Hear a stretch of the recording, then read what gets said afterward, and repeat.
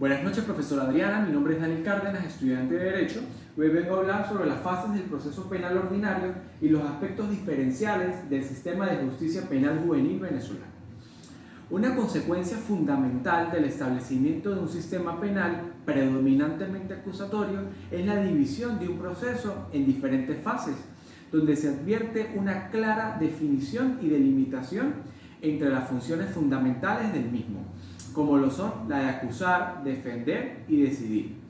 Así tenemos que el legislador procesal penal atribuye a un órgano del Estado las funciones de averiguar la verdad y a otros las funciones de decidir, lo que supone colocar al Ministerio Público y a los jueces en el lugar que verdaderamente les corresponde conforme al rol que tienen establecidos, actuando de acuerdo con el desempeño y atribuciones que les asigna la ley. En tal sentido, se puede afirmar que en el procedimiento ordinario y en el procedimiento penal ordinario, conforme al Código Orgánico Procesal Penal, se distinguen las siguientes fases. Empezamos con la fase preparatoria. En la fase preparatoria, el juicio es oral y público, mediante la recolección de todos los elementos lícitos de convicción que puedan conducir al conocimiento de la verdad del hecho. La responsabilidad y de la personalidad del imputado, que así permitan fundar el acto conclusivo de la acusación. En tal sentido, los artículos 262 y 263 del Código Orgánico Procesal Penal delimitan el objeto y alcance de esta primera fase.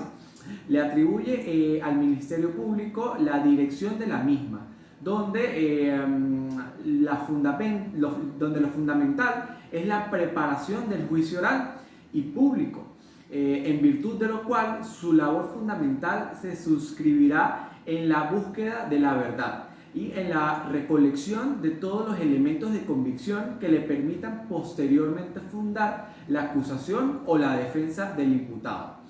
En el curso de la investigación como tal, podemos decir que el Ministerio Público hará constar no solo los hechos y circunstancias útiles para fundar la inculpación del imputado, sino también aquellos que sirvan para excluirle valiéndose de la colaboración de los órganos de la policía y de investigaciones penales.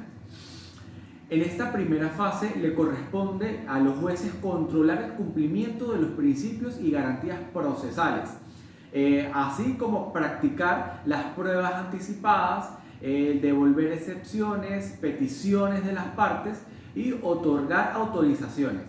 Y es por ello que cuando el órgano encargado de la investigación requiera la práctica de pruebas anticipadas, debe ser autorizado por el órgano jurisdiccional. Ahora bien, el inicio del proceso puede ser por cualquiera de los medios que se conocen como modos de proceder. Estos modos de proceder pueden ser primeramente de oficio, ¿sí? Se infiere que cuando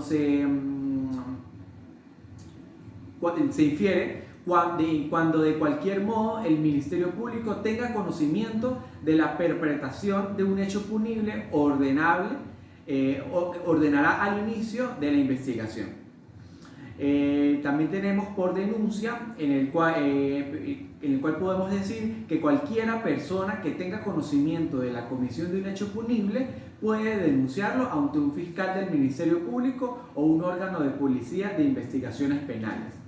También tenemos por querella, que es un simple modo de proceder para dar inicio a una investigación de fase preparatoria y de conferirle a la víctima la condición le da la condición de parte formal en el proceso. En cuanto al adolescente que cometa un hecho punible, podemos destacar lo siguiente. La detención preventiva de libertad es una medida de coerción personal decretada solo en el sistema de responsabilidad penal del adolescente, en el artículo 559 de la LOPNA, en el cual se dicta en la fase preparatoria la detención debe ser a las 24 horas siguientes a su ubicación. Tenemos también la prisión preventiva de libertad, la cual es una medida de coerción personal decretada solo en el sistema de responsabilidad penal del adolescente, en el artículo 581 de la LOM, en el cual se puede decretar en la fase preparatoria, intermedia y de juicio, la cual nos dice que si hay riesgo de que el adolescente evada el proceso o que la víctima, en este caso el adolescente, corra peligro. También tenemos la privación de la libertad como sanción establecida en el artículo 628 de la LOGNA, la cual consiste en la internación del adolescente y solo podrá salir por una orden judicial. Ahora bien, pasamos a la fase intermedia, en la cual se inicia con uno de los actos de mayor trascendencia de la etapa preparatoria, como lo es la presentación de la acusación, lo que supone que el Ministerio Público cumplió con las finalidades de la investigación. Pues una vez que hace constar la comisión del hecho punible con todas las circunstancias que influyeron en la calificación y en la responsabilidad de los autores, estima que la investigación la proporciona fundamentos serios para solicitar el enjuiciamiento del imputado, procediendo a presentar la acusación correspondiente al Tribunal de Control. El Tribunal de Control convocará a las partes a una audiencia oral, que no es otra cosa que la llamada audiencia preliminar, donde se definirá el objeto del proceso y los límites de la acusación del Ministerio Público como de la víctima, siempre que ésta haya querellado o haya presentado acusación particular propia, donde las partes dispondrán de los mismos derechos y oportunidades. Pasamos a la fase de ejecución, en la cual el juez correspondiente velará por el cumplimiento de las penas y medidas de seguridad impuestas mediante sentencia firme. De igual forma, velará por los derechos del condenado.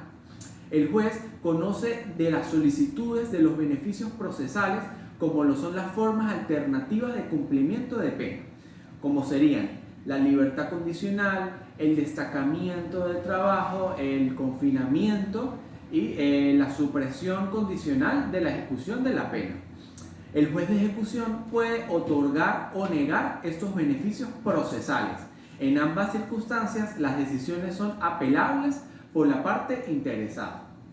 En cuanto a la ley especializada, tenemos sanciones privativas y no privativas, las cuales las formas de aplicación de las sanciones serían simultáneas, sucesivas y alternativas.